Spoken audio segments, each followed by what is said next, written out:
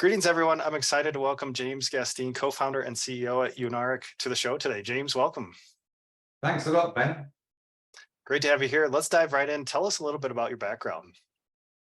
Yeah, so I've been in the SaaS space, specifically the Salesforce space, for coming up to about 13 years, which in Europe is really kind of the early doors of Salesforce. And my first business, a company called Precursive, is an ISV on the Salesforce platform that was focused on resource planning in the services and tech space. And really, we were a bootstrap company for most of our existence. And then in kind of 2018, we saw kind of market conditions changing, where we would often go to market with multiple partners to meet an RFP or certain kind of requirements. And really, we saw that the market was changing in terms of wanting really to have one vendor to deal with as opposed to multiple vendors. So I think with that in mind, I reached out to one of the partners we did quite a lot of business with, who had a project management tool that we would kind of bundle and co-sell into the enterprise and mid-market space, and said, hey, what do you think about bringing our two companies together? The market and the deals we're in, we seem to get the same feedback around wanting one throat to choke. What do you really think about bringing our two businesses together? So really, for a princely sum of about $15,000, we did a kind of do-it-yourself merger, and hey presto, we were a larger company. And really what we looked at was, did we actually create value for customers? Because obviously, as you know, you're a CFO, that a lot of M&A sometimes, goes downhill and ends up in tears. So we wanted to look at it in terms of, did we actually create value for customers? And, we measured it by looking at the cross-sell ARR, so customers buying both products.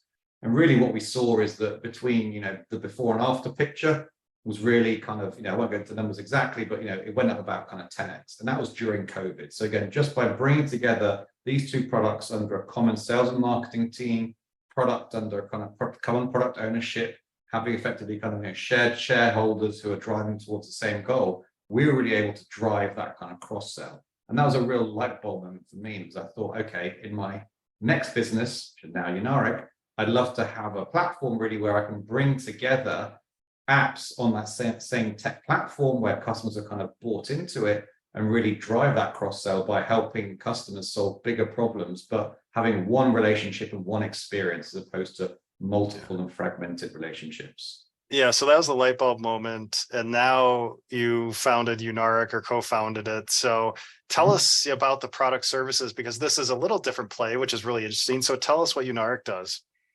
Sure. So I think, I'll start with the vision. So our vision is to build the largest suite of apps on the Salesforce platform. And really, we're looking at bringing together apps along kind of key customer processes, really. So the first one is thinking around that kind of customer acquisition from, say, data through to acquired. And that's really thinking about what people call RevOps, right? Now, if you look on the Salesforce platform, there's about 4,000 plus apps. A quarter of them are, within that sales and RevOps space. So again, bring that together for customers to create more value makes a lot of sense. So already we have one business in the portfolio with a couple of products, SalesBolt. And again, there's a couple of kind of sales intelligence products there. And we have a few more joining over the summer. So again, what we're looking to do is to really build out that RevOps suite, especially with data. Now, again, this is a product podcast, but again, a lot of the AI talk and a lot of the AI tech coming out, you need to have clean data, right? So anything that helps enrich your CRM, your Salesforce, your customer data is going to be key. So again, we're really excited about those types of products. The second part is thinking about the post-customer acquisition space. So thinking service, customer success, combination of white space, but also, again, a nice landscape there. And then the third cluster we're thinking about is really kind of tools that people need just to water and maintain their Salesforce orgs, right? So data deduplication tools. Things that might not seem terribly sexy, but guess what? Everybody needs it. So again, really we're thinking about those themes, and really what we're looking at doing is to drive, first of all, cross-sell within that cluster, and then really across clusters as we become a trusted vendor to customers. Yeah, that's really interesting. So those three investment areas within the App Exchange, and this, James, you're not just saying investor, like, hey, we're just going to buy these and see how they do, but you're buying, and then are you then consolidating operations where it makes sense, or consolidating tech and IP where it makes sense? Yeah, I mean, talk a little about our model. So again, we talk to founders, and I've been speaking to about 200 or 300 the last few months. It's really kind of, we're not private equity, we're not venture capital, right? So we're a holding company based out of the UK. we acquire ISVs really to hold on to them. And what we want to do is to bring together where relevant certain parts. Now, to give you an idea, most bootstraps, sub 10 FTE, sub 10 team members, we see are typically kind of underinvested or resourced around kind of marketing, customer success, right? So it's not really consolidating. It's almost saying, look, we can centralize marketing very quickly. We've got a head of marketing, we've got a marketing team. Again, we can add that very quickly to the range. So we have effectively this growth function around core items to optimize the business. On top of that, we then have an outer halo, which is all around distribution. So like any ecosystem, it's all about the channel, the partnerships, the alliances, and the relationships. And again, we can drive that at scale. And really at the back end, we've got an operating platform which will cover off kind of finance, legal, and admin.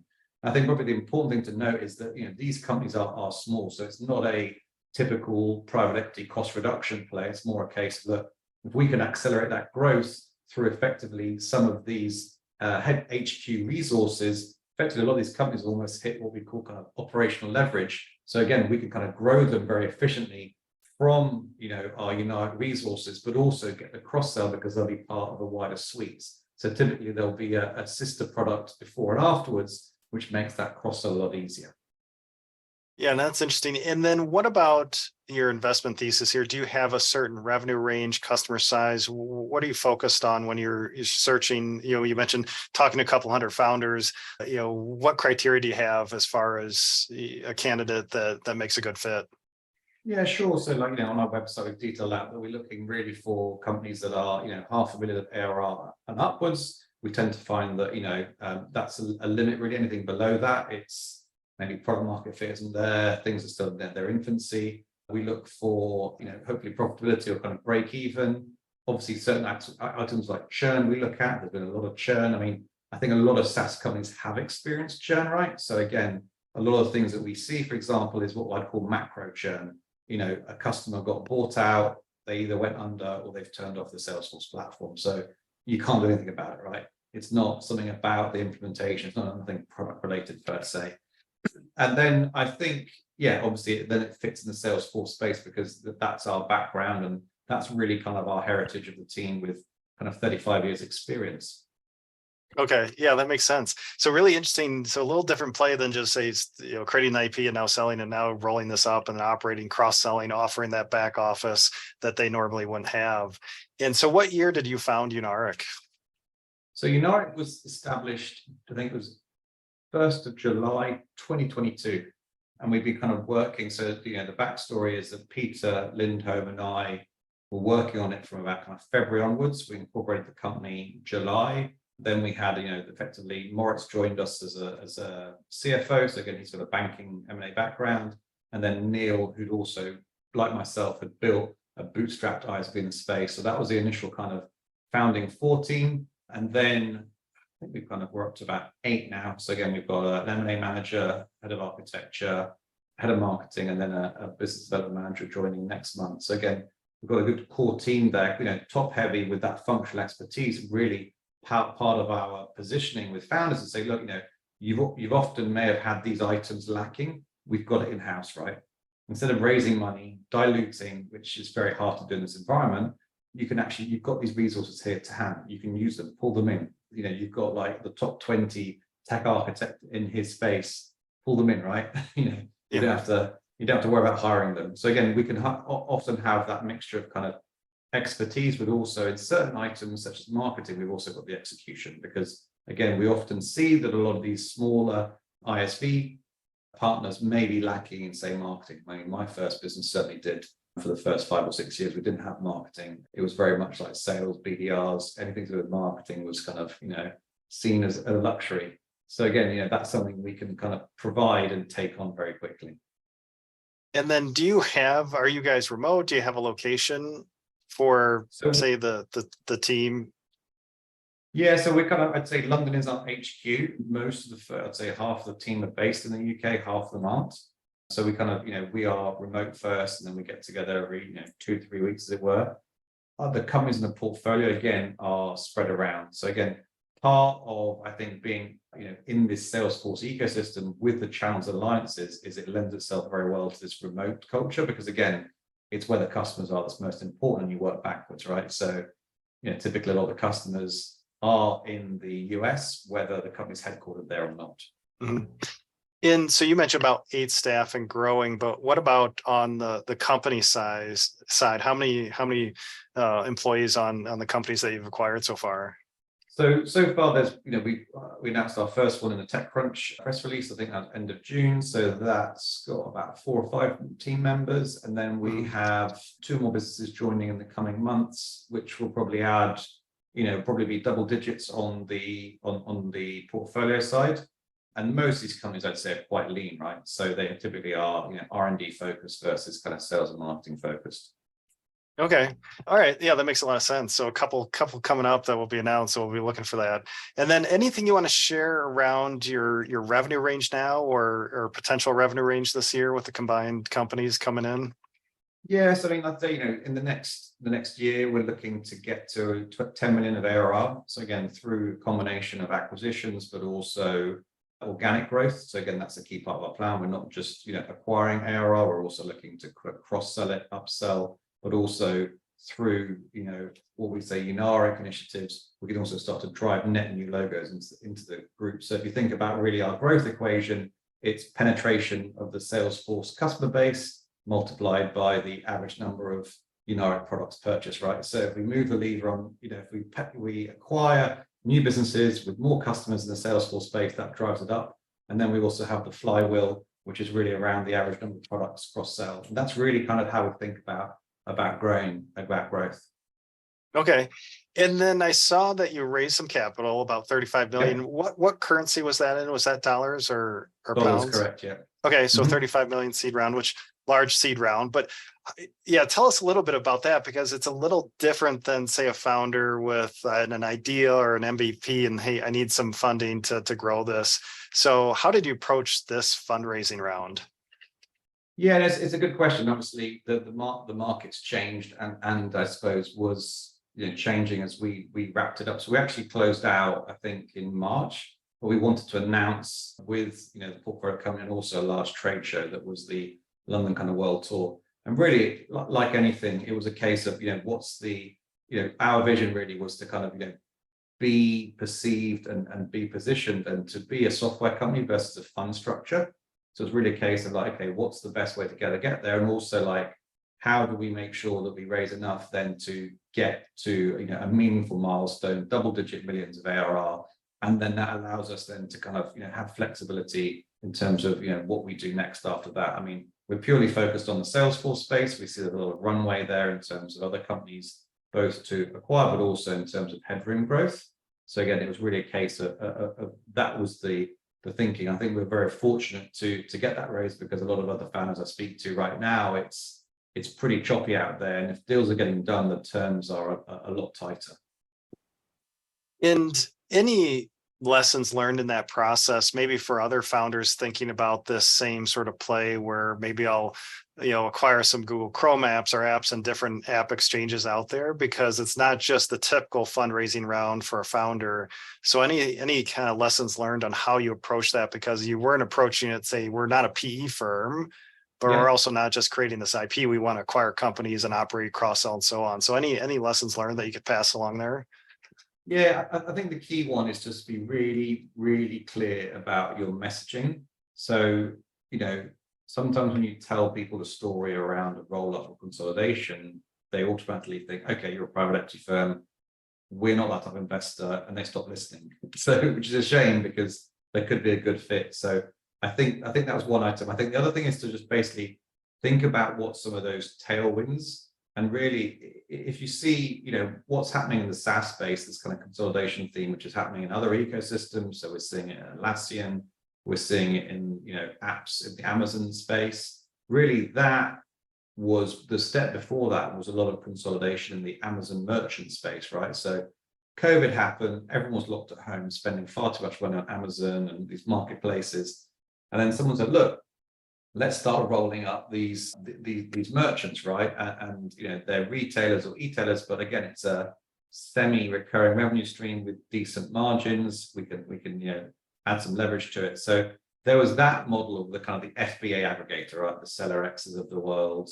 And I think what happened is that, like any type of new category, there were a couple of winners and there's a few people who got burnt in that space. So again, I think part of, going to market is appreciating what happened before you, even if it wasn't in your sector, right?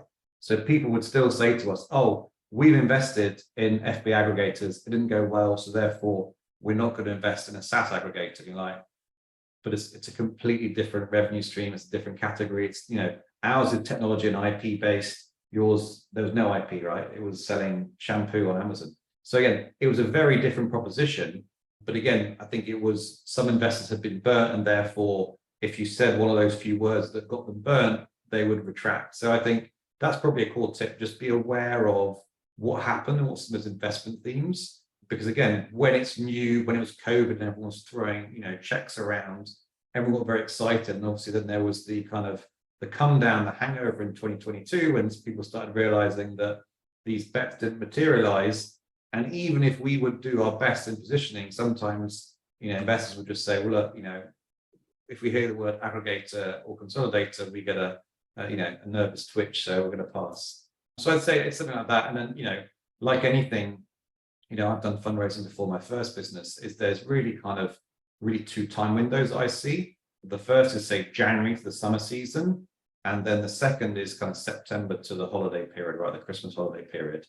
And those are really the two timings. If you start something in, say, May, you come through the holiday season, especially in Europe, where things literally shut down in certain countries, you're then losing momentum. You've been around for a while. People are starting to keep tracks on you. And it's like, okay, you've been in market now for fundraising 4 or 5 months, you haven't closed. What's happened, right? And if someone's seen your deck in May and you haven't closed after 3 or 4 months, it gives off a bad signal. So I'd say it's just kind of, there are those 2 windows. And obviously when you go to market in a January or September, you need to have your axe sharpened, right? So all the materials, or, all the intros done, so that, you're literally running meetings in that first week with the hope of closing out.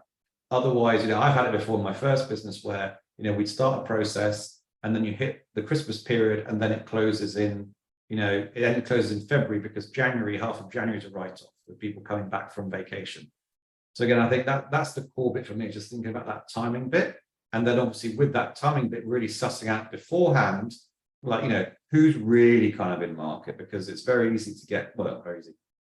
Investors will take meetings. Sometimes they will take meetings to find out what you're doing out of interest. Maybe there's a portfolio research, but it's not an indication that they've either got funds available or that they're willing to invest, right? So just figuring out actually who has got capital and can invest in the next 6 months should be done before going to market. So it really is it's a full-time job, and I think shouldn't be seen as, oh, I'll just do it whilst running a company, looking after customers, doing sales, doing team off-sites. It's like, clear the calendar, take it super seriously, and, make sure that you have those time windows firmly in mind.